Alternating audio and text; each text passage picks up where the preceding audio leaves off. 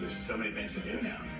I get to go home, practice, and hone skills my future's not written.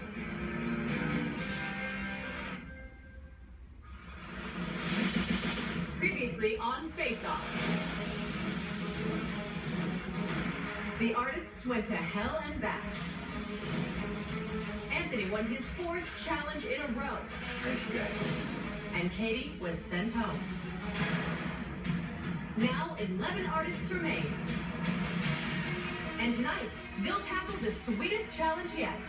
Oh my God, there's candy everywhere. This is awesome. Wow. But some will sour on their confectionery creations. I'm feeling pretty scared at this point. My actor is stuck to the floor. What the hell was I thinking?